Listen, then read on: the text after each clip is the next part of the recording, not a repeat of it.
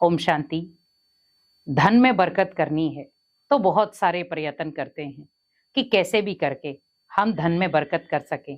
लेकिन अब अगर हम ये कहें आप आसानी से धन में बरकत कर सकते हैं, हम धन कमाते हैं, पर कई बार वो धन टिकता नहीं है, घर में सुख समृद्धि नहीं आती। बहुत सारे कारण हो सकते हैं, लेकिन अगर हम ये 3 कर्म करें तो धन में बरकत भी होगी और घर में सुख समृद्धि भी आएगी। क्योंकि कई बार हम छोटी छोटी गलतियां कर जाते हैं धन कमाने में भी और धन को यूज करने में भी। क्योंकि कई बार हम धन जब घर पर लाते हैं, सबसे पहले हम उस धन को घर के कार्यों में यूज कर देते हैं। लेकिन ध्यान रखें, बहुत सारे लोग ऐसे हैं जब धन कमाकर घर में लाते तो भगवान के लिए निकालते हैं। जिसने आपको ये धन दिया, पहले आप उसी को सौंपें। जब भगवान को आप धन अर्पित करते हैं तो उस धन में बरकत होती है। आपने देखा होगा, जब आप मंदिर में गायन करते हैं तो आप क्या कहते हैं? तन मन धन सब तेरा। तो आप सोचो, बीच में क्या आया? धन भी आया जो भगवान का है।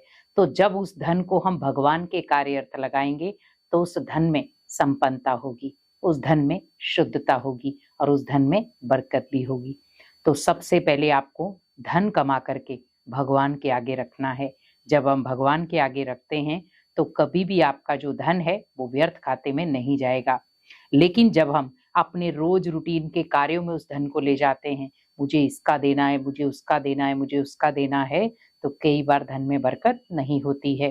तो आप ध्यान रखें कि जब भी आप कमा करके धन लाते हैं, जैसे सैलरी मिलती है या अगर आप बिजनेस भी करते हैं या आपकी कोई बड़ी डील साइन हुई है, आपको कोई बेनिफिट हुआ है, तो आप सबसे पहले भगवान के आगे रखें और भगवान का शुक्रिया अदा करें कि भगवान जी, आपने मुझे इतना काबिल बनाया ताकि मैं इतना धन कमा सका और अपने घर में सुख समृद्धि लाने के लिए ये धन पर्याप्त है। मैं कोशिश करूंगा कि इस धन को व्यर्थ खर्च में ना जाने दूं, इसे मैं किसी भी तरीके से कि पाप कर्म में ना जाने दूं। मुझे इस धन को पुण्य कर्मों में ही लगाना है। तो उस धन में बरकत भी होगी और भगवान की ब्लेसिंग भी उस धन में जुड़ जाएंगी। तो आप चाहेंगे कि वो धन व्यर्थ खर्च में जाए, पर वहीं रुक जाएगा। और आपने कई बार देखा होगा, हम कई बार कहते हैं कि मैं वहां जाना चाहता था लेकिन मेरा मन नहीं किया, फिर मैं नहीं गया। तो आप नहीं गए तो धन बच गया। तो इसी प्रकार ध्यान रखें कि हमें धन में बरकत करनी है तो उस धन को भगवान को भी अर्पित करें, तो वो धन आपको एनर्जी भी देगा और उसमें बरकत भी आएगी। दूसरी चीज आपको क्या करनी है? दूसरा कर्म पुण्य के खाते में लगाएं। अगर आप धन कमाते हैं, आपके पास ज्यादा धन है, पर्याप्त धन है, तो भी आप थोड़ा बहुत पुण्य कर्मों में लगाएं। लेकिन अगर आप धन ज्यादा कमाते हैं तो आप पुण्य खाते में ज्यादा लगाएं। जहां पर आपको लग रहा है जरूरतमंद इंसान है, जिनको जरूरत है धन से, आप कोई भी ऐसी वस्तु या खाने पीने की चीजें उनको प्रोवाइड कराएं ताकि वो आत्माएं आराम से खा पी करके चैन की नींद सो पाएं।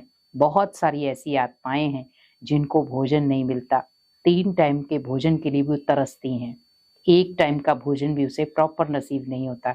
तो आप उन आत्माओं की सहायता करें, क्योंकि जब आप उन आत्माओं की सहायता करते हैं तो उससे भगवान भी खुश होते हैं। और जब भगवान प्रसन्न होंगे तो भगवान आपको देंगे ब्लेसिंग। और जब आप उस आत्मा को भी भोजन कराएंगे तो वो भी आपको देगी ब्लेसिंग।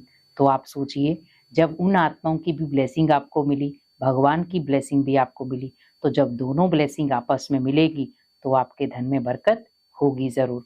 तो कोशिश यही करनी है आपको कि जो भी आप धन कमाते हैं उस धन को आप किसी ऐसे कार्य में लगाएं जहां पर कोई जरूरतमंद हो, जिसको टू मच जरूरत है उस धन की।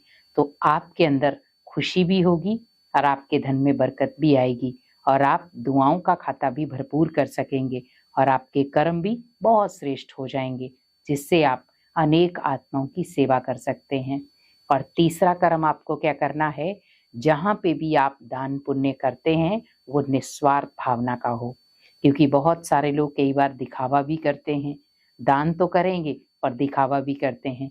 तो आप ध्यान रखें, जब आप कोई दान करते हैं और उसमें दिखावा जुड़ जाता है तो वो दान दान नहीं रहता है, वो अभिमान बन जाता है। और दान हमेशा कहा जाता है कि दान एक हाथ से दो तो दूसरे को पता भी ना चले। लेकिन हमने 10 लोगों को उस दान के बारे में बता दिया, मैंने ऐसा किया, तो वो वहीं खत्म हो गया। इसीलिए जब हम भगवान के कार्य के लिए कोई दान करते हैं या कोई सामाजिक कार्य में भी अगर हम किसी ज़रूरतमंद की मदद करते हैं, तो आप उसका प्रचार प्रसार ना करें, क्योंकि उससे वो दुआएं नहीं जुड़ती। आप किसी की मदद ज़रूर कर रहे हैं, पर दुआएं नहीं जुड़ेंगी, क्योंकि दुआएं जुड़ती हैं जब आप निस्वार्थ भावना के साथ कोई कार्य करते हैं। और जब आपने कोई भी कार्य निस्वार्थ भावना के साथ किया, तो आपके धन में बरकत होगी। तो इसीलिए दान ऐसा करो जो दूसरों को बल और फल दे। दान ऐसा हो जो निस्वार्थ भावना का हो, और दान ऐसा हो जो भगवान आपको देखे और आपको कहे कि वाह बच्चे, तूने ऐसी सेवा की जिससे अनेक आत्माओं को जिए दान मिला। तो दान ऐसा करो जो दूसरों को जीवन दान मिले। दान ऐसा करो जो भगवान के दिल पर आप जगह बना सके, और दान ऐसा करो जो आप अनेक आत्माओं से दुआएं ईजिली ले सको। इसीलिए धन में बरकत करनी है तो इन 3 कर्मों को करो और अपने धन में बरकत करो। ओम शांति।